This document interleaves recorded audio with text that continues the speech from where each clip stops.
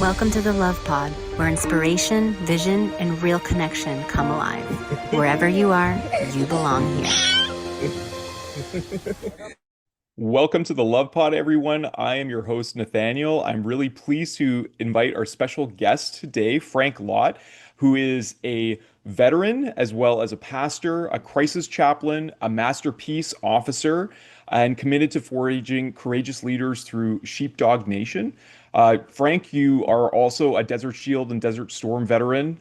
You've served in law enforcement, investigations, crisis response, walking families through like all kinds of trauma and hope. And I'm sure you've seen a lot of things yourself that you have shared as a published author as well. So welcome to the show. I'd just like to invite you to share more about who you are and what brings you here today. Yeah, I've kind of grew up in all kinds of different environments. I started out, of course, going off into the Navy and doing some things with the Navy, from everything from the Persian Gulf to South America. Then I got in law enforcement and then into ministry, and eventually retired from that, and then wrote a book. And I have, I've done a little bit of everything. But the reason why I love doing these kind of podcasts and sitting and talking with people is because I believe mentorship is so important. We don't do enough of it. Our world has gone from apprenticeship training to just fly by your seat of your pants. And what happens is when we don't mentor one generation, we miss two. The one that we're supposed to mentor, then the ones they are going to mentor. Mm-hmm. And we see that in today's world. We see the lack of connection. No matter what you believe in, we're seeing a lack of connection. And I'm all about protection, protecting our family. And for me, protection doesn't start. I mean, I can sit there and talk to you about tactics all day long, but it really starts down to you have to learn what's important. You have to live it, then you have to lead it. And when you do that, you actually have a recipe for success in changing lives. One person at a time. Yeah.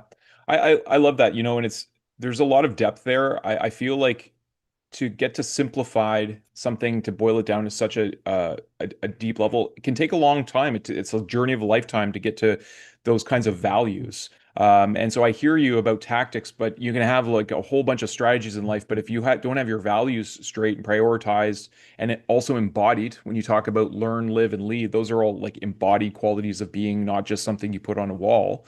Can you talk about more about what those values mean to you and how you have brought them together and what you're doing with them in SheepDawg Nation? Yeah, the beauty of we have to learn. We have to learn, no matter what, if it's cultural or spiritual or whatever. For me, it's about learning what Jesus has done for me, and how I can live it out for others. It's not so much about overwhelming people. It's about me learning how to be me, how to be used in whatever calling I may have. And then as I do that, it transitions into living it. Because you got, before you ever can live it, you got to learn what you're doing. You got to know, right?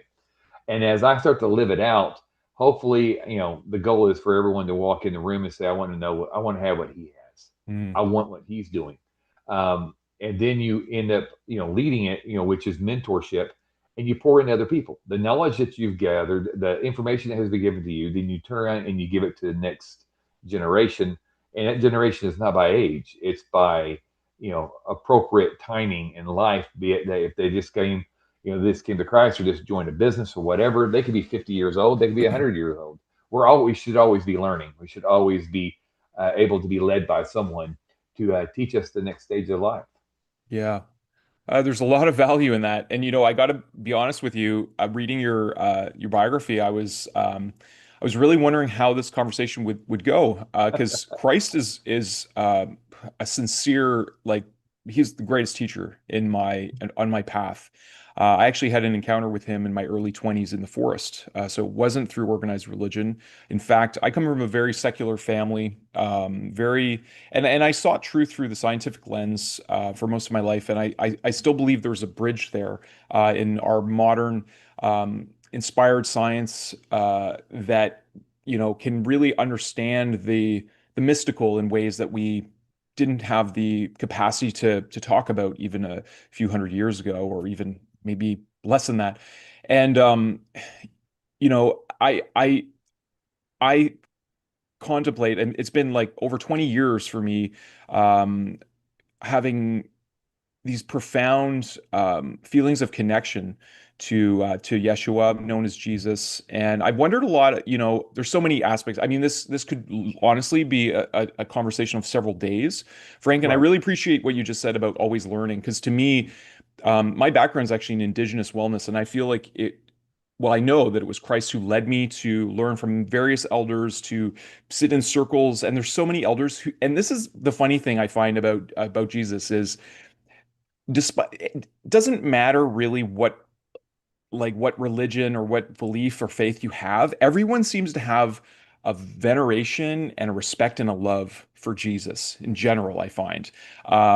And even like atheists will say, well, you know, if he was real, like he would be a guy they would like to know. And I find this really interesting about him, because he definitely struck a nerve in our collective hearts and minds about what it is to be the ultimate expression of love. What does he mean to you, and why is it so important to be the heart of what you're doing? Well, take it.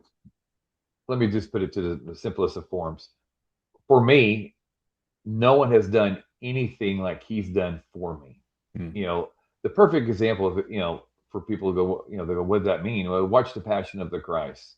We know scientifically, we know historically that the crucifixions were the worst of the worst torture ever recorded. yeah. Yet that man was able to not only endure that, and historical records show that he carried his cross to the top of the mount, that he was up there, and then he got hammered, and then he laid up on the cross in the air. So if he was going to do that for me before I was ever thought of, for people who hated him, then it comes right back to the when and where am I going to actually make my sacrifice? How could I ever touch that? And you can't. But what you can do is follow that. And following doesn't mean that you have to be perfect. It means that you have to continue to try. You got to continue to surrender daily.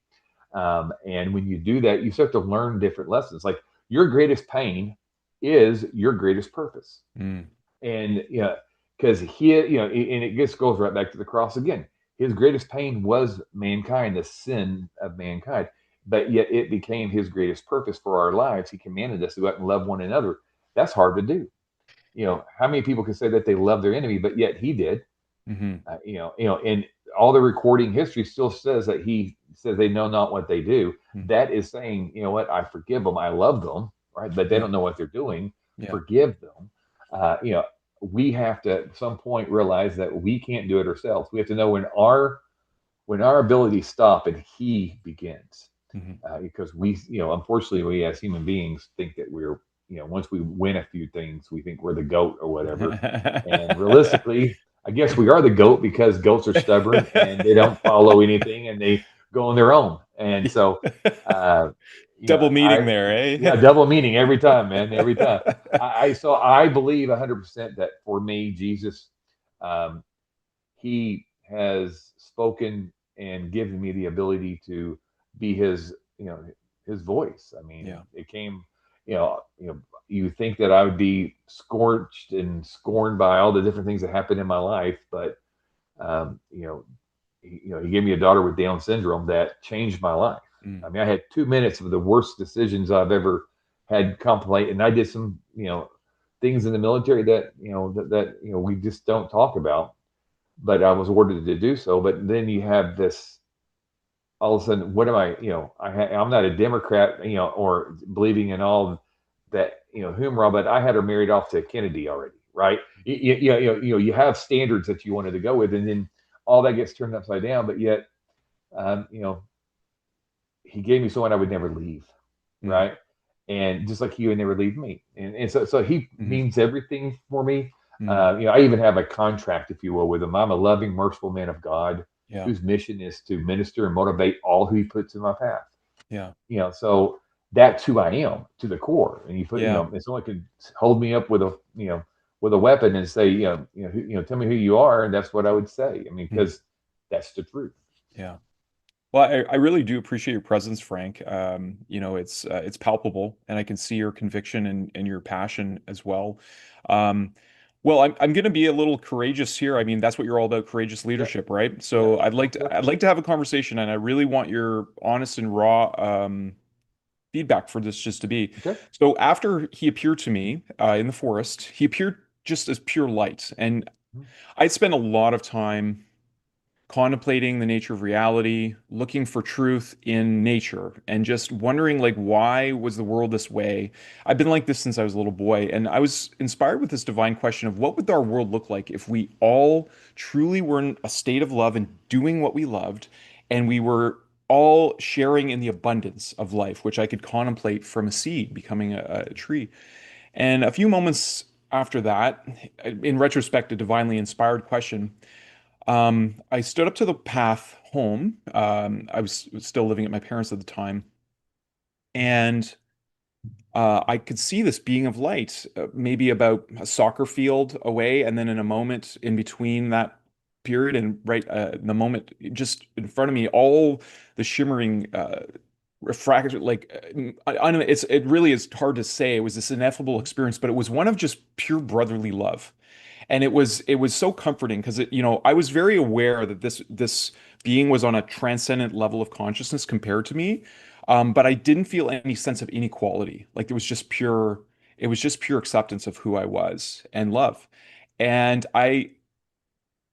in coming back to my s- normal realization of that I'm here in the woods, and I just continued home. I didn't tell anyone for some time. Um, and this was a heightened period of awakening for me because I really maybe realized that not everything was my senses could tell me. And a few weeks had passed, and then I finally told one of my family members, and I was basically rejected. And even to this day, like there's quite that's questioned if that ever even happened. Fast forward, I went to many different churches. I went to different, to try to hear different perspectives, but something never felt right to me. I always found my peace in nature, and I felt like I couldn't find that peace. Uh, Scripture always made me confused. I would try to understand, but I didn't really feel like it was the answer I was looking for. And then fast forward to me studying Indigenous wellness, learning about, that connection to the land and interconnection of all creatures. And then while I was serving a group of Indigenous seniors at an Indigenous Health Access Center, I was inspired one day to bike to a bookstore called the Singing Pebble, and I was reading Neil Donald Walsh's books, Conversations with God. And there was just this one last book that he had written because I'd finished the series. And I went to this bookstore, and then I had this strong impulse. There was this book that I barely even saw with my eyes, and I kind of moved past like Christianity at that point because I just wasn't finding the answers that I was looking for. And this book called Christ Returns reveals startling truth. Just my body just instinctively grabbed it, and I looked at this book, and there was no author, and it was just this, really interesting kind of summation on the back. It said it was the most powerful treatise on human personality and potential. And I knew strongly to buy this book. And I didn't even make it home for maybe like 4 or 5 hours that day. I just sat on a park bench reading this book. And what it was a series of 9 letters that Christ had written through a woman known as the Recorder. And it started the letters started being written in the year 2000. And this Recorder gives a brief story of her account of him appearing also to her in 1960 and letting her know about events that would happen between 1975 and 1983, I believe. All of which came through, and she said that he gave her like unquestionable evidence of his presence a few evenings, and then she became a healer in her community and stuff, and she was told she was being prepared for work down the road. But she was told to leave all of her ego identity out of it, and that she would just be basically a secretary to take dictation for him what he had to say to humanity. Anyways, in these letters, as I sat on this park bench, and I think I read the first 3 letters, and they're fairly extensive and very deep. Mhm. Um, the first letter begins that he says these letters are from him to us, and that they are truth, and that they will help us awaken to who we really are. And in those letters, he talks about his true experiences in the desert, what happened to him after illumination, why he chose to be baptized. And he also goes into a lot of detail explaining the principles that he discovered and this whole robust understanding of the nature of love. And he calls forth for us to gather from all faiths to realize that our consciousness is co-creating all the disharmonies in our world. And it's really the ego drive, that's the selfishness of us that is causing this. And he does challenge a lot of the religious dogma that has been put on his persona. So, I mean, I can go into great depth about these, but I'm just kind of introducing them to Right. you. And I have told this to a few pastors, but I feel like sometimes I'm not heard and maybe it seems like this new age stuff, but I really just care about truth, and I do believe Christ presented to us he told us you too can do these things and greater. And so for me, he showed us the way, the truth, and the life that we can all live and we can co-create heaven on earth, and not about escaping this world, but really learning to be stewards. And I feel like that's why I was guided to Indigenous wellness. So, to Indigenous teachings as well, to learn about the earth. And when I read your bio in SheepDawg Nation, to me it really encapsulates that. Like we have a role to stewardship, we have a role to serve and to protect our communities and our families. So yeah, so I'd like to share that with you. I mean, Yeah. it's out there now. No, yeah. Yeah. The genie's out. Oh The no. genie's out. No, look, I know two things are true. One, um, Jesus, I can't say how he is or isn't going to come back into play because he is a creator, right? And two, I love people's testimonies because that's what you experience, right? And the key is for me to acknowledge your experience and truly weigh it because uh, you know what a great testimony, right? I mean, you're still searching and you're still seeking. But you have a designed path that you need to take, and for you, it's through the indigenous people, it's in through the nature of it, the landscape, if you will, of what is going on, good and bad. I mean, you're able to take that and transfer that into something that is more than a metaphor. I mean, you're truly looking at um, growth from to back to where we began, because we're not in an enlightened age. I believe that we've gone back into, I mean, even we right now are using technology, Mhm, mhm, but I think that we've handicapped ourselves in many ways. So mhm, the fact that you are on a path and you're seeking and you're asking, the hard thing about finding answers is accepting the ones that you get. mhm, That is mhm. the hardest part. And so, Interesting. because you know, and as a pastor, I tell people all the time, well, he never answered my prayers. I go, then he answered your prayers, and you just didn't accept the answer you got. Mhm, mhm, I mean, because if His will truly is to be done, then it has nothing to do with us. mhm, mhm. And unfortunately, that's a hard way to live. I mean, but if it was meant to be easy, because I've looked through the Bible 100 times, I've never found it where it says we're going to lay in the bed of roses. And I Yeah, guarantee you, if we laid in the bed of roses, we're going to find the thorns, right? yeah. So, um, I find it interesting, and I myself would love to read, just what those letters said, because Yeah, at the end of the day, we only know what He's done for us individually, yeah. and then we take our testimony, and then Mhm. we have to live out the Mm, truth, and yeah, that's how we inspire others, because His words alone inspire people. They do. yeah, But some people are so backed up, and every love relationship you have should be a mirror, right? Equal balance. When you look in the mirror, you mm. see what's truth is, right? And I look in the mirror and sometimes I'm like, how could he? Hopefully God doesn't look like this. But I Frank. turn around. You're a funny guy. Yeah, yeah. But what I also do is I look at it this way. If it's going to be a mirror, it cannot be a quicksand, because quicksand strangles you and deprives you, right? Hmm, hmm. And so often we live in quicksand because that's our nature Mm, as humans. We self-destruct. I mean, from the garden until now, we have continually take good things and destroy them. Mm, I mean, it's a human nature. I mean, and I would venture to say and argue the point that it's one of the biggest sins we do is destroy everything around us, right? mm, Ultimately we have to make that acceptance. But as we go on our journeys, the beautiful thing is it's like this right here. Um, you're finding a path, and that path is being revealed to you, and the mm, opportunity to lead others who have maybe never even considered him. Wow, oh, what an opportunity, mhm, because we do know that in the tribes and indigenous people of the world, no matter if they're in India, where I worked a lot with folks, or in South America, whatever, they don't always get the same Jesus experience that we do, mm, because the men and women who were bringing it to them were corrupt, mhm, mhm. and Yeah, so therefore they have a corrupt view of it, and they have a disdain for it.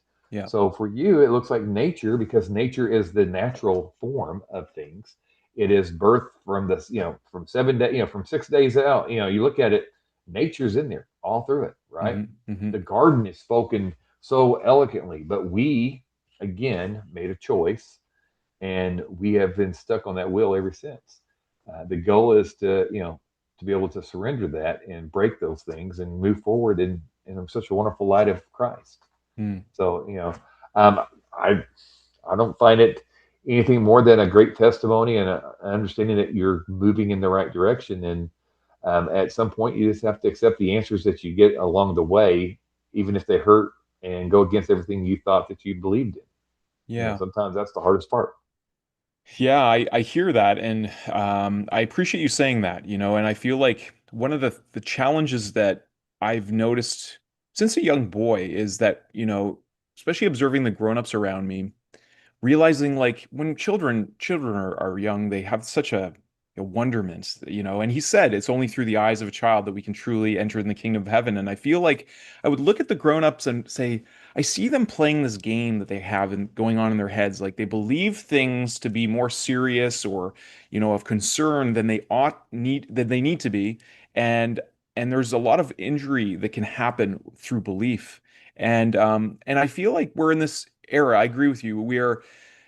I do believe we're at the cusp or the beginning of a new era. I do believe there's an awakening happening, and we see a polarity happening. And usually, when there's a polarity, there's a higher perspective between that. And I feel like people who really want to connect more with Christ, with Creator, however that is that they connect to that, it's available.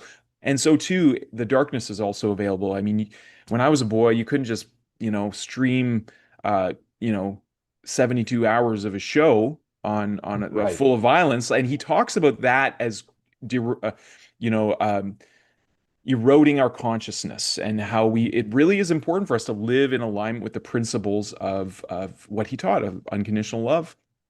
But something you said, Frank, and I'm certainly it'd be my absolute pleasure to share the letters with you and to hear, because my question has always been, if he wrote these letters and they're true, and I truly believe in him, I would certainly want to read them. Whether they're true or not, I would want to know, like for me, if they're true. And something you said stood out so profoundly to me, and it really is a gift. So I want to thank you, because you said, um, we and maybe I'm paraphrasing your words, but we only know what he has done for us individually. And I think this speaks so much volume, and it gives me peace of mind too, because I let go of the need to be a police of what is true or not. I feel like we all have a unique relationship with Jesus. We all have a unique relationship and perspective of creation. And to think that any one of us can have the whole summation of all creation and fully understand everything, and to be able to express it through words, which are so limited in our ability to express our meaning and our experience directly. I, I let go of that, but what you said to me just struck really a chord, because we all do have such a unique relationship.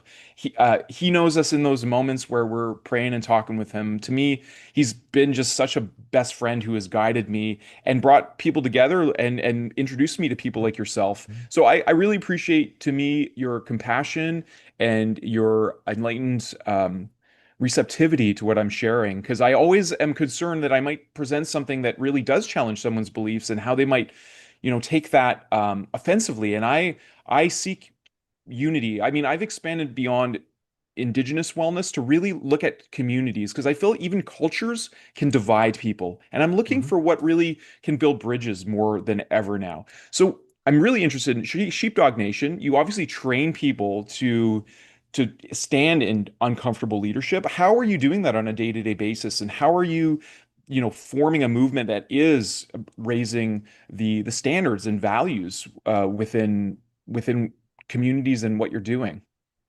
Well, SheepDawg Nation itself derives from the book that I wrote, Forging Leadership. And within Forging Leadership, I express how God has come to me, right? God, the experiences that I've had with God at different levels.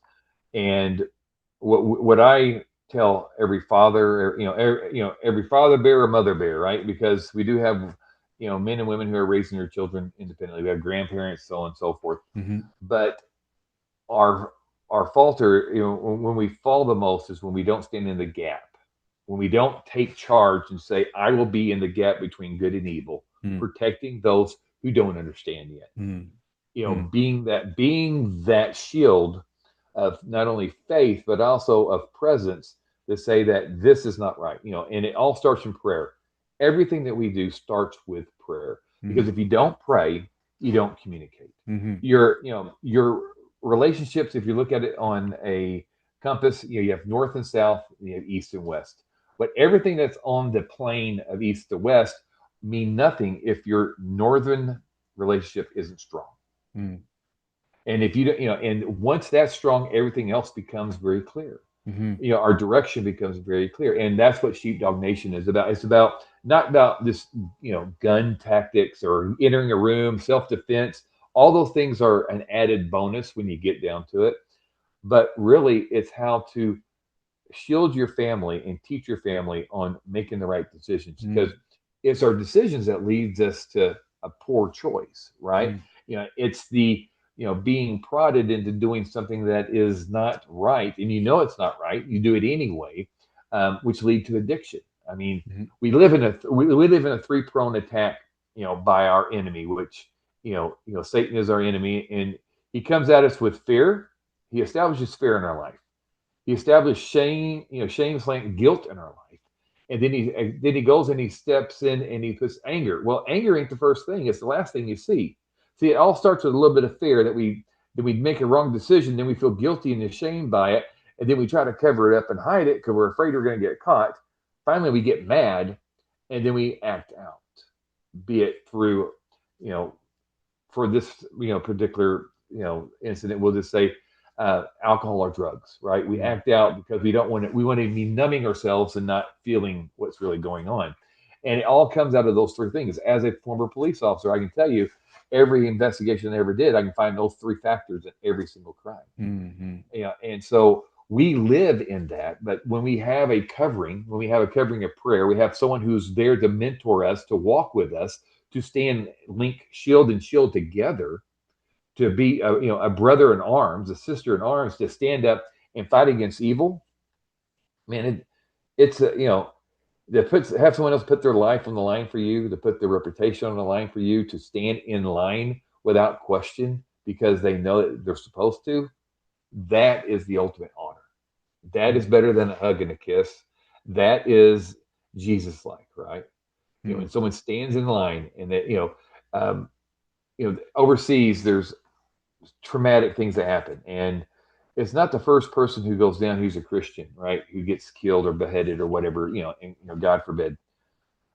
It's the second one who goes, yeah, I am too, because they know the consequences, but yet they still stand firm on their belief.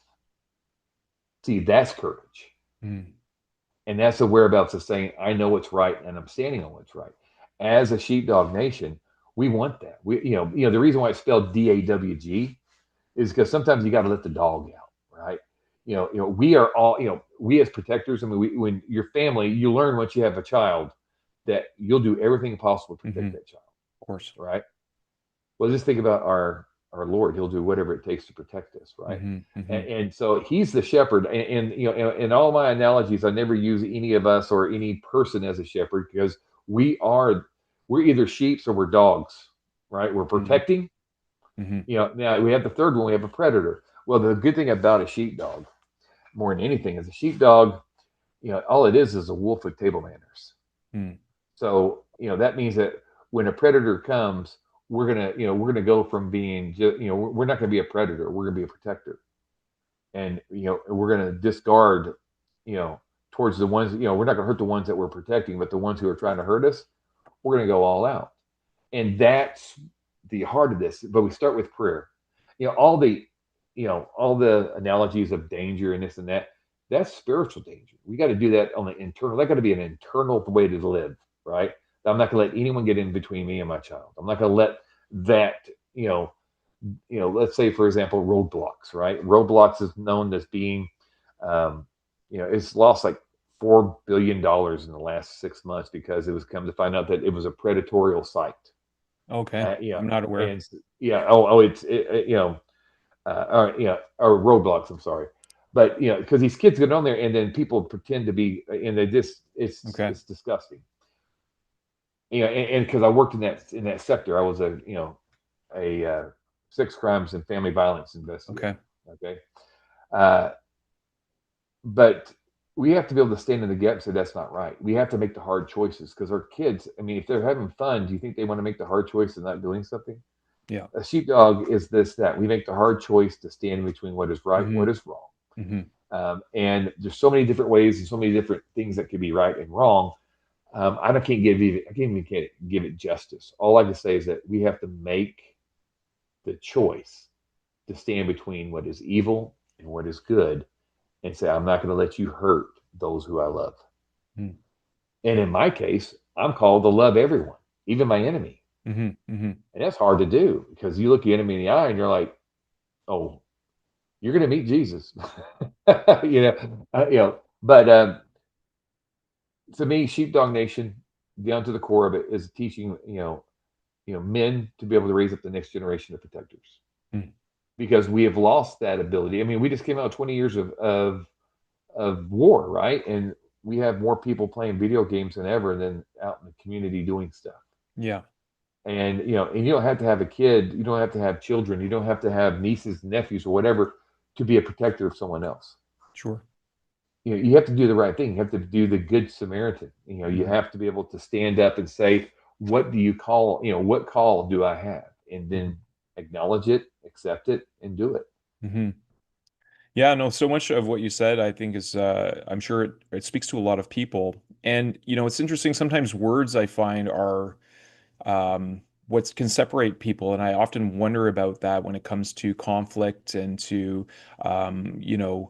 the reasons people engage in that behavior that would separate them from the creative power that is love itself, because if we're all born from that, and abundance truly is the natural state of things, why does humanity endure poverty and suffering and war? And these are big questions, not only philosophically but realistically. For a lot of people, there is that seeming um, suffering that I do believe that we can transcend as a species when we overcome the belief that we're separate. It's interesting. Like I wonder for a long time, why did we settle? I understand there's like the etymology in Greek. Why did we settle on calling him Jesus? Because his name is Yeshua ben Joseph, and yet I feel like there's clues in everything, Frank. And I believe because our Creator is present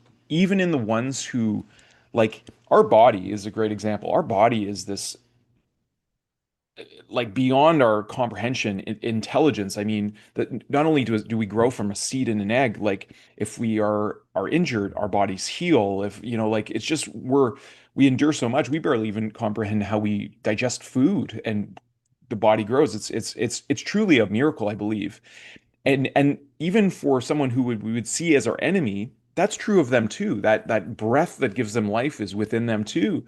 And so I've wondered a lot about what is it that separates us and creates animosity between us, because I believe that whether it's Christ or any other master like Buddha or many other amazing individuals have demonstrated the miraculous through them in life, they all seem to be teaching around this concept, the singular focus of love itself, like love thy neighbors. Like this is the greatest act, and yet it's so also so innocently within all families. Like the reason you would want to stand in that gap to protect your child from any harm is because of love, and that I feel like that nature of altruism is inherent in people, and yet we can get so consumed, I think is a good word, with selfishness. We can become so self-important that we turn our backs and we do things out of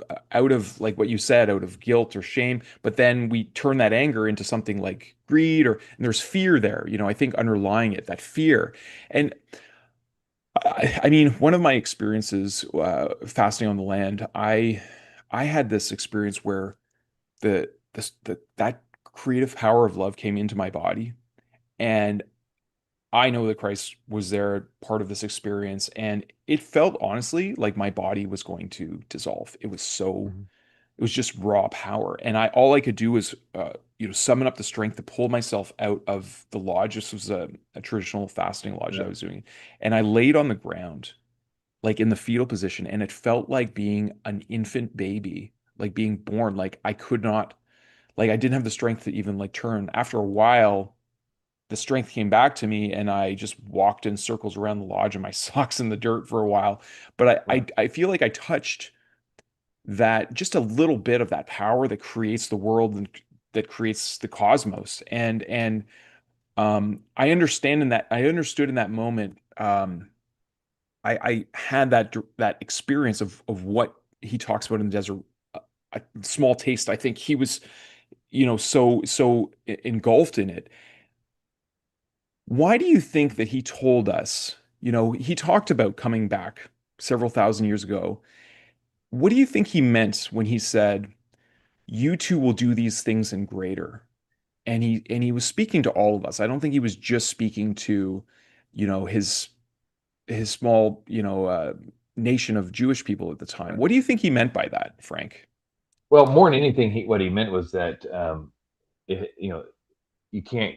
There's no cap on what he's designed us to do. Hmm.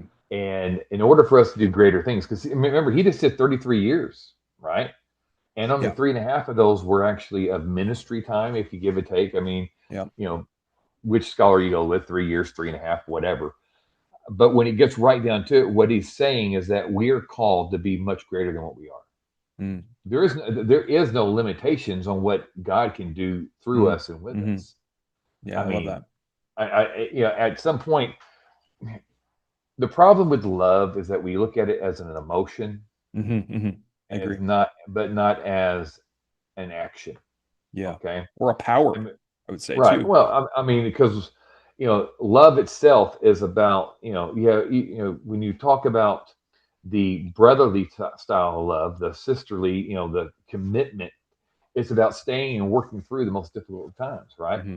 Then you have, which is, the ability to say, I'm not leaving, but you Hmm. also have to have a cutoff where I can't go any further because it's not just aligned with what my beliefs are. It's not aligned with what it makes me feel bad, or I'm a doormat, whatever. Hmm. At some point you have to say, I can't do that. I can't Hmm. stay in this, right? Yeah.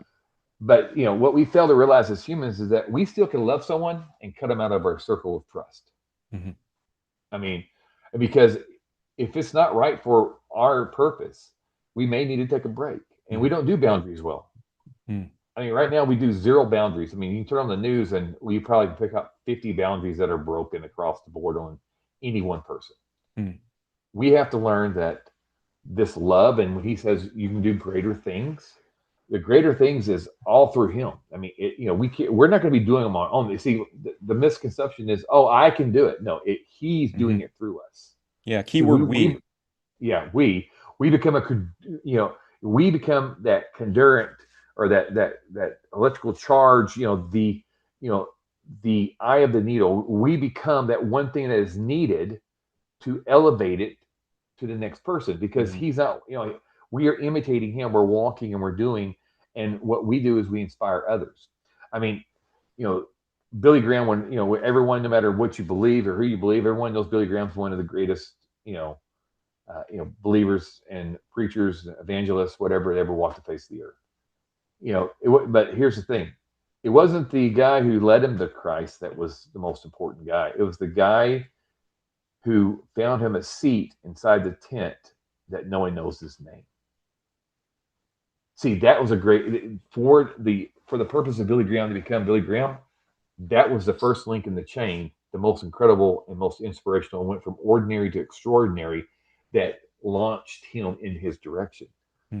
So for each one of us, there's someone like that, that is no name, that we can't even put a face or a figure to, that has helped transformed us one way or another into something going in the right direction, so we can become greater through him Mhm. for others. Yeah. So, and it goes back to, again, uh, you know, we fail to see that it's not about any one of us. Mhm. It's about him, and we're used in the process of doing that.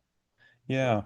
Yeah, I mean, I agree with you. I would have a little bit different language, but I do believe it is about this wholeness. Like when I consider all of my relations and my brothers and sisters, it's not about like me going to heaven, but if heaven is truly within and it's a state of being of near and now, and I can allow his presence to be radiant through my heart and to invite however we want to call it, because again, words I feel like get in the way, but that our creator, and to allow our creator to be the guiding mind and heart in my journey, then I feel like when we're receptive to that level, then we are the one who bridges the gap. We do invite into the tent and can be fifth business in someone else's life that is, has tremendous impacts. And I feel like this is a really important, like that nuance is really important, Frank. One of the things he says in the letters, which I find is very profound, he says it doesn't matter um, what your work is in life, essentially. If your work is to serve tea, he says, if you serve tea with love and care for the people that you're providing tea for and genuine concern for them, that is a blessing to them, and the tea nurtures them and your presence nurtures them. And on the contrary, if you have disdain for people and have no consideration, no care when you're serving tea just because you're getting a paycheck, well, that can actually diminish the quality of life for that individual. It makes them feel bad. And it goes back to what you were saying about the mentorship and having those two generations that are lost. And I feel like this is the dilemma of our time. We went through whatever that shenanigans was of the lockdowns and everything. We all have our perceptions of it. I don't know if anyone have the full truth, but clearly there was some kind of orchestration there. And I was an educator at the time, and it led to a whole generation of children in elementary and in high school basically looking at screens and having no connection to one another, and then ending up in like college and levels where I was finding like no work being done, no character ethic, no not for everyone, but a large majority coming in 2 hours late to a 3 hour class, not even looking at the teacher and down on the device, and just like this disconnection, what you were talking about. And so, what do you think? I mean, I heard Tony Robbins talk about this too, right? Like hard hard times make for strong people, and strong people make good times, and good times make for weak people, and weak people make for bad times. And so like I feel like we are in a hard time in a lot of ways, and I don't like to always be polarizing in that sense, but in terms of like the morality, a lot of the media that I see, the fear mongering and all this stuff, like it is a challenging time. I don't see children out in the playgrounds like when I was a child. Like they're in there. I know there's screen addiction. So in terms of being a sheepdog and standing in that gap, what do you think is the most important focus, at least for you, or what you would like to share with our audience? Well, the most important part is taking ownership. You Mm, got to take ownership. I mean, it doesn't matter if you're a security guard at an elementary school trying to protect against, an active shooter, or police officer who was, going into a building to, do a welfare check, you know, or that teacher, or that person that's, or the parent. The thing is, you got to take ownership. If you don't take ownership, you have that. mm, See, what we find is the laziness and all the different things that are going on, and all the things that aren't working out, usually comes from the lack of ownership. Because mm, interesting. we take responsibility, Yeah. we do what we can to make it the best possible way we can, right? Mm, Um, and I know this, at the end of the day, a sheepdog is someone who takes responsibility, who stands up with courage, that is the calm in the chaos, right? We are the calm in the storm. When everything goes awry, we know that we're going to go right through the storm, because you can't go around it, because you get sideswiped. You can't go under it because you get crushed. You go through it. When I mhm. was in the Navy, when we went through a typhoon, 70-foot swells, we went through it, right? We rode up the hill, and we came over the other side, and we dropped right through it. And that's how everyone on board ship was saved. Now Mm. everyone was about 10 pounds lighter because they they got sick. That's a But lot. yeah, that's a lot. But it's the same way in life. If we don't go through the problems, we don't. Yeah. You're not alone. The problem is, we think we're all by ourselves. No one else Yeah. can help us. Yeah. But that's not the case. Yeah. We each have a tribe. Mhm, We have an aroma that people are attracted to. mhm, mhm. Some of us are lucky that we are a toolbox. I'm a tool. I like to use the analogy that I'm a toolbox. Whatever tool God needs me to be, I'm going to be. If I need to be Mm, a feather duster or a screw driver, I'm going to be one of those two things, right? mhm, If I need to be a hammer, then so be it. But we have to be able to pull out of our toolbox or tool mhm, belt the mhm. tool that is needed to help fix the problem. Yeah. We don't do it by ourselves. And once we get beyond thinking that we can do it all by ourselves, that's when things start to change. Yeah. That's why mentor is so important. That's why tribes are important. Mm, That's why Jesus had more than one person helping him. mm. Yeah. That changes everything. And the sheepdog nation is all about, hey, I have this problem. I guarantee you that there's someone out there that has a similar problem. Maybe not the exact same problem, but they've been through something similar they can lend their experience to help through it. Mm. So Beautiful, man. I really appreciate your perspective, Frank. Really grounded, and also I can tell they come from a lot of deep wisdom and life experiences. Um, Yeah, man. I'm not exactly sure what to ask you. I really feel like this has been an inspiring conversation for me, and I hope you felt that way as well. I want people to know how they can connect with you and what you're doing with Sheepdog Nation. What's the best way for that? okay, yeah, we have a website. It's sheepdog. It's DAWG Nation.life. And I have a book out called Forging Leadership. It talks about everything on how we can have the heart of God and still be able to fight appropriately, and how God is going to use us and use Mm, other people in our lives. mm, And the key factor here is being able to stand in the gap and be that hedge of protection, because we all have to, at some point we have to be able to know what is evil and what is good. And our kids don't always get that opportunity until it's too late. mm, So mm. for me, it starts with children, but it's not limited to that. And I believe that every mother wants the best for their child. I think Of every course. man wants the best to be the father or uncle. And there's so many people who are not, they're not fathers, but they're daddies, right? Hmm, hmm. They may have not contributed to the birth of that child, but they've raised that Yeah, of child. They gave course. their heart to them. And same things for moms. And the biggest problem here is that men were too stubborn to ask for help. Hmm. Yeah, that And that is a common trait. and throughout history. Yeah. And so, if we can get beyond that, and you get a group of guys together, Mm, in your area that are willing to, take a hold of the situation and be on point, you don't have to do anything other than just teach your family. I mean, Hmm. it's it's kind of like the wall. And with Jericho, you just put one rock up at a time, right in Hmm. front of your house. If you do that, it changes the whole entire landscape. Hmm. Hmm.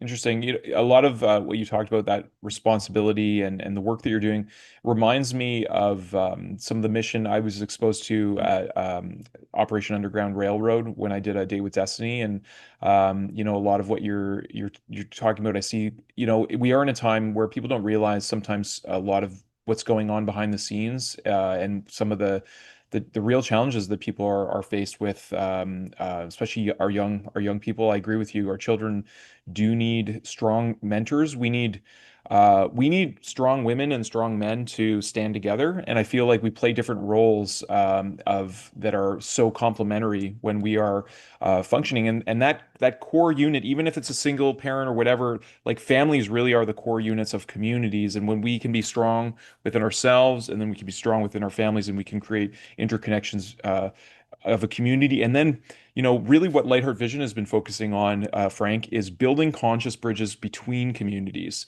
And we went on a quest, Julie and I, out west, and to really look at that question of like, what is a conscious community, and how can we contribute to that? How can we build bridges between them?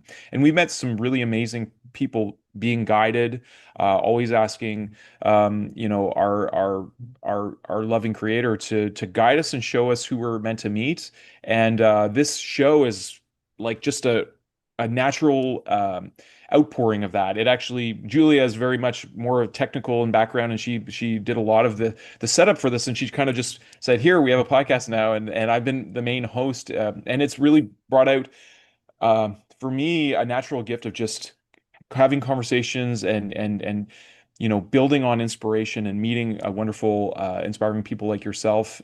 So yeah, I'm really pleased to meet you, Frank, and if there's anything I can do to be of service, you're certainly welcome to join us at Lightheart Vision as well. And I will share the letters with you. I'd love to hear your perspectives on them. And before we go, though, I always like to ask our inspiring guests, if you had a megaphone and you could talk to the whole world all at once and everyone could hear you, what would you like to share with people? Right off that, shut up, listen, slow down, and just move forward. Act. Mm, mm, Because we're too quick to get mm, anger. We're too quick to do the wrong thing. mm. But if we slow it down, we Yeah, still have to act. yeah. And that's what I train my guys, because I train people in active shooter. Unfortunately, Mhm, my law enforcement career and everything else. Um, but I tell them you have to do something. Doing nothing is the worst thing you can do. mm. Doing something, and that is true in everything I've found out in life. If I just do something, Do something. because if Yeah. I'm moving, I'm living, Mm. right? Yep. And so I agree with sometimes we that just got to wholeheartedly. shut up and listen, right? And, Yeah. and I had a conversation with a guy not long ago. I didn't say a word. I said probably, which my wife found hard to believe because she says I talk more than any woman, in the world. But I didn't say more than probably half a dozen words, and whatever he got out of those words, was amazing, Mm, right? His feedback. And so I've learned over the years, if I just listen more, mm. take a calmer step, because that's how you show love anyway, by Mm.